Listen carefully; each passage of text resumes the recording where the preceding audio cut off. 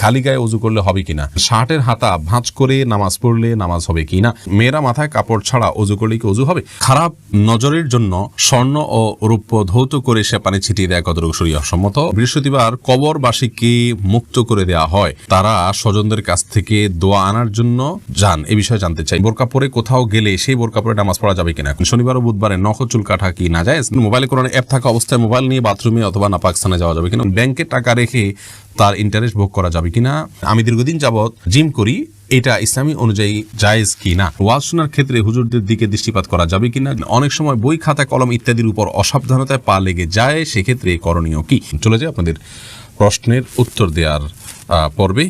আমি শুরুতে যে প্রশ্নটি দেখতে পাচ্ছি, এমডি রাবিউল জানতে চেয়েছেন, বৃহস্পতিবার কবরবাসীকে মুক্ত করে দেওয়া হয়, তারা স্বজনদের কাছ থেকে দোয়া আনার জন্য যান, এ বিষয়ে জানতে চাই। সম্পূর্ণ কুসংস্কারাচ্ছন্ন কথা এবং ভিত্তিহীন কথা, কোরআন হাদিসের কোথাও এরকম কোনো কথা বলা হয়নি। শিপন আহমেদ আপনি প্রশ্ন করেছেন, মোবাইলে কোরআন অ্যাপ থাকা অবস্থায় মোবাইল নিয়ে বাথরুমে অথবা নাপাক স্থানে যাওয়া যাবে কিনা, উত্তর যাবে, কোনো অসুবিধা। এটা ভেতরে আমাদের মনের ভিতরে যেরকম কোরআন আছে, আমাদের স্মৃতিতে যেরকম কোরআন আছে, ওটা নিয়ে আমরা বাথরুম যেতে পারি, মোবাইলের ভিতরেও ওইটা আছে, যেতে পারে, কোনো অসুবিধা নেই। নাজমা বেগম জানতে চেয়েছেন, ওয়াজ শোনার ক্ষেত্রে হুজুরদের দিকে দৃষ্টিপাত করা যাবে কিনা, যদি দৃষ্টিপাত করলে আপনার মনের ভিতরে বাজে চিন্তা আসে, এরকম হয়, তাহলে সেক্ষেত্রে আপনার জন্য জায়েজ নেই, আর যদি সেরকম না হয় তাহলে জায়েজ আছে। কামরুন নাহার বুলবুলি জানতে চেয়েছেন, অনেক সময় বই খাতা কলম ইত্যাদির উপর অসাবধানতায় পা লেগে যায়, সেক্ষেত্রে করণীয় কি। বই খাতা কলম ইত্যাদির উপর অসাবধানতা বশত যদি পাও লেগে যায় তাতে কোনো অসুবিধা নেই, তবে জ্ঞানের একটি উপকরণ হিসাবে অশ্রদ্ধা না হয় সেমনটি আমাদের করা উচিত। বিধায় ইচ্ছাকৃতভাবে এমনটি করা উচিত নয়, কখনো হয়ে গেলে খুব দ্রুততার সাথে সেটাকে যথাযোগ্য জায়গায় রাখা উচিত এবং পায়ে শরীরে রাখা উচিত। এর বাইরে ওইটাকে ছুঁয়ে সালাম করতে হবে এমন কোনো কথা নেই, বাধ্যবাধকতা নেই। শামিয়া মজুমদার জানতে চেয়েছেন, শুক্রবার সূরা কাহফ পড়লে আল্লাহ তাআলা দাজ্জালের হাত থেকে রক্ষা করবে, এটা কি হাদিস অনুযায়ী সঠিক? শুক্রবার সূরা কাহফ পড়লে কিয়ামতের দিন সেটা আমাদের জন্য নূর বা আলোর ভূমিকা দিবে, যেমনটি হাদিসে বর্ণিত হয়েছে। তবে সূরা কাহফের প্রথম যে 10টি আয়াত আছে, এগুলো সূরা আপনার দাজ্জালের ফিতনা থেকে রক্ষা করার জন্য সহায়ক হয়, এগুলো মুখস্থ করা এবং বিশেষ করে পাঠ করা। সূরা কাহফটাও মৌলিকভাবে আপনি তেলাওয়াত করলেন এবং এটাকে অনুধাবন করলেন, উপলব্ধি করার চেষ্টা করলেন, এটিও আপনার দাজ্জালের ফিতনা থেকে মুক্তির জন্য মানে মাধ্যম। আমি পাখির দিকে জানতে চেয়েছেন, ব্যাংকে টাকা রেখে তার ইন্টারেস্ট ভোগ করা যাবে কিনা। ব্যাংকে টাকা রেখে, সুদী ব্যাংকে টাকা রেখে ইন্টারেস্ট ভোগ করা যাবে না, হারাম হবে, আপনাকে ব্যবসায় টাকা খাটাতে হবে, আর যদি ইন্টারেস্ট আছে সেটাকে গরিব দুঃখীদের দান করে দিবেন, সওয়াব নিয়ত ছড়ায়। এরপরে মাজিদুর রহমান জানতে চেয়েছেন, সফররত ব্যক্তি জুমার নামাজ কি কসরের নিয়মে আদায় করবেন? সফররত ব্যক্তি জুমার নামাজ যদি জামাতের সাথে আদায় করেন তাহলে তো জুমা যথাযথভাবে আদায় করবেন, আর যদি জোহর পড়েন তাহলে সেক্ষেত্রে কসর আদায় করবেন, 2 রাকাত পড়বেন জোহর। সুমাইয়া শিমু আপনি জানতে চেয়েছেন, স্বামীর পকেট থেকে না বলে টাকা নিলে কি ওইটা চুরি করা হবে, ওই টাকা দান করলে কি গুনাহ হবে? বোন সুমাইয়া, স্বামীর পকেট থেকে যদি আপনি টাকা নেন এবং স্বামী যদি জানেন, মৌন সম্মতি যেটাকে বলে, তিনি জানেন যে হ্যাঁ আপনি নেন, কিছু বলেন না, এরকম হলে আপনি নিতে পারেন, যেটুকু তার মৌন সম্মতি আছে এটুকু। আর যদি তার মনোসম্মতি না থাকে, এটা মানে একেবারে নিয়মতান্ত্রিক যেটাকে চুরি বলা হয়, সেটাই যদি হয় তাহলে সেটা আপনার জন্য জায়েজ হবে না, যদি তিনি আপনার ভরণ পোষণ এবং মৌলিক যে চাহিদা আপনার বা আপনার অধিকার, চাহিদা না, আপনার যে অধিকার আছে সেটা তিনি আদায় করে থাকেন, তাহলে সেক্ষেত্রে আপনি তার পকেট থেকে আর টাকা নিতে পারবেন না যদি তার সম্মতি না থাকে। আর যদি মৌলিক চাহিদা পূরণ না করে থাকে তাহলে সেক্ষেত্রে আপনার মৌলিক চাহিদা পূরণের জন্য যেটুকু নেওয়া দরকার সেটুকু আপনি নিতে পারবেন, এর অতিরিক্ত অংশ আপনার জন্য নেওয়া জায়েজ হবে না। সাকিবুল হাসান জানতে চেয়েছেন, মেয়েরা মাথায় কাপড় ছাড়া ওযু করলে কি ওযু হবে?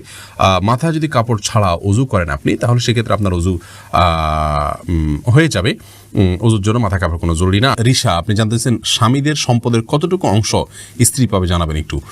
এটা ভ্যারি করবে তাদের সন্তান আছে কিনা, যদি সন্তান থাকে তাহলে একরকম, সন্তান না থাকলে আরেক রকম। আমার যতটুকু মনে পড়ে, সন্তান থাকলে 8 ভাগের 1 ভাগ, আর সন্তান না থাকলে 6 ভাগের 1 ভাগ পাবেন। ফারজানা আফরিন লিলি আপনি জানতে চেয়েছেন, আমরা কিভাবে বুঝবো আমাদের তওবা আল্লাহ তাআলা কবুল করেছেন? বোন, এটা বোঝা কঠিন, আল্লাহ তাআলা কিভাবে আপনার আমার তওবা কবুল করেছেন, তবে আমাদের উচিত হবে সাধারণভাবে তওবা করার পর সে অপরাধটি যেন আমাদের দ্বারা সংগঠন না হয়। যদি আর অপরাধটি সংগঠন না হয় তাহলে সুধারণা আপনি করতে পারেন যে আল্লাহ তাআলা আপনার তওবা কবুল করেছেন, কিন্তু অপরাধ সংগঠন হয়ে গেলে আবার আপনি ধরে নেবেন যে না, আগেরটার কোনো মূল্য নাই, এরকম না। তওবা করলেই আপনি সাথে সাথে আল্লাহর কাছে সওয়াব পাবেন এবং তায়েবদের কাতারে শামিল হবেন। তবে আপনার তওবাকে যত স্ট্রং করতে পারবেন তত সেটা উত্তম হবে, এবং তওবায়ে নাসুহা যেটাকে বলা হয়, খাঁটি তওবা, যেটা করার পর আপনি আর সে অপরাধে যাননি, সেই তওবা হলো উত্তম তওবা। সেরকম হতে পারলে আপনি অনেক বেশি সুধারণা করতে পারেন যে আল্লাহ তাআলা আপনার তওবা কবুল করেছেন। কিন্তু এটার উপর নির্ভর করে আপনার মন খারাপ করা বা খুব বেশি আশাবাদী হয়ে আবার নিশ্চিন্ত হয়ে যাওয়া সেটাও উচিত নয়।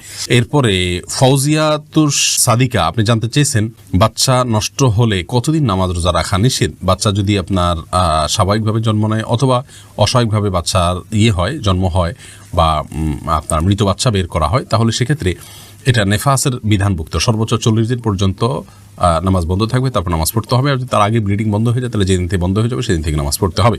উম্মে নাইমা জানতে চেয়েছেন আমি একা থাকতে পারি না, একা থাকতে খুব ভয় পাই। আমার মনে হয় আমাকে কেউ দেখছে, কেউ আমাকে ধরতে আসছে। রাতে নামাজ পড়তে উঠলে অনেক ভয়ে ভয়ে থাকি। আমি বুঝি এটা আমার মনের ভুল, কিন্তু আমি কিছুতেই এই ভয় দূর করতে পারি না। এই ভয় দূর করার জন্য আমি কি করতে পারি? বোন, আপনি কোরআনে কারীমের তেলাওয়াত, বিশেষ করে রুকিয়া শরঈয়া যেটা শরঈ ঝাড়ফুঁক, যেটা এই ঝাড়ফুঁকটা আপনি করবেন, ইনশাআল্লাহ বিদিনের মাধ্যমে আপনার ভয় দূর হবে। শোয়ার সময় কিছু আমল আছে, সেই আমলগুলো আপনি করে শুবেন, সেগুলোর মাধ্যমে ইনশাআল্লাহ আপনার ভয় দূর হবে। এছাড়াও যারা নিয়মিত ঝাড়ফুঁকের কাজ করেন তাদের আপনি সহযোগিতা নিতে পারেন, ইনশাআল্লাহ বিদিনিল্লাহ আল্লাহ তাআলা আপনার সমস্যা দূর করবেন।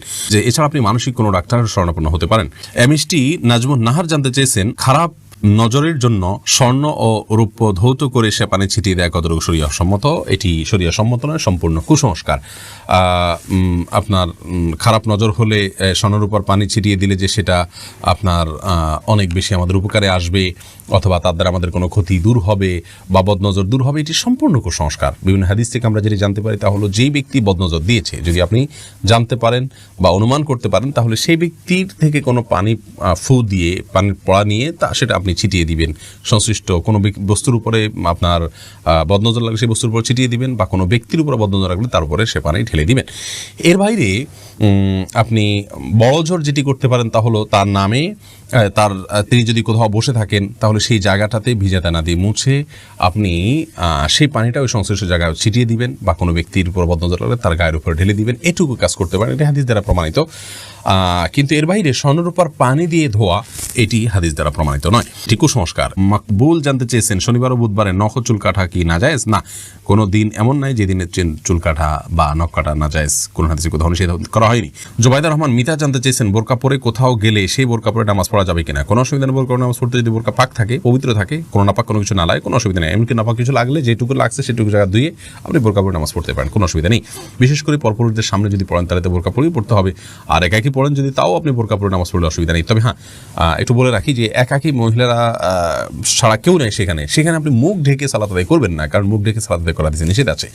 কিন্তু অন্য পুরুষদের সামনে হলে পর্দার বিধানটা ফরজ, সেটি রক্ষা করতে গিয়ে অবশ্যই আপনি বোরকা পরে এমনকি মুখ ঢেকেও সালাত আদায় করতে পারবেন। এমডি আমির হামজা খান জানতে চেয়েছেন আমি দীর্ঘদিন যাবৎ জিম করি, এটা ইসলামী অনুযায়ী জায়েজ কি না? এটা করতে পারেন, কোনো অসুবিধা নেই। জিম করাতে মৌলিকভাবে কোনো অসুবিধা নেই। আপনার শরীরকে আপনি শক্ত করবেন, ভালো। আল্লাহ তাআলার কাছে শক্তিশালী ইমানদার দুর্বল ইমানদারের চেয়ে উত্তম হাদিসে আছে। অতএব আপনি জিম করে শরীরকে আপনি স্ট্রং করতে চাইলে আপনার উদ্দেশ্য থাকবে আপনি ইবাদতবন্দি করবেন, আল্লাহকে সন্তুষ্ট করবেন, আল্লাহর সামনে দাঁড়াবেন, কোনো অসুবিধা নেই। এস এম রাফি জানতে চেয়েছেন শার্টের হাতা ভাঁজ করে নামাজ পড়লে নামাজ হবে কি না? নামাজ হয়ে যাবে, কিন্তু অনুচিত। হাদিসে নবী সাল্লাল্লাহু আলাইহি ওয়াসাল্লাম নিষেধ করেছেন পোশাক ভাঁজ করে যেন নামাজ পড়া না হয়, এটা মাকরুহ হবে। এমডি মাহবুব ইসলাম জানতে চেয়েছেন খালি গায়ে ওযু করলে হবে কিনা? ওযু করার সময় দোয়া আছে কিনা? ওযু করার সময় শুধু বিসমিল্লাহ বলে আপনি ওযু করবেন, বাস যথেষ্ট, আর কোনো দোয়া পড়া জরুরি না। আর খালি গায়ে ওযু করতে পারেন, কোনো অসুবিধা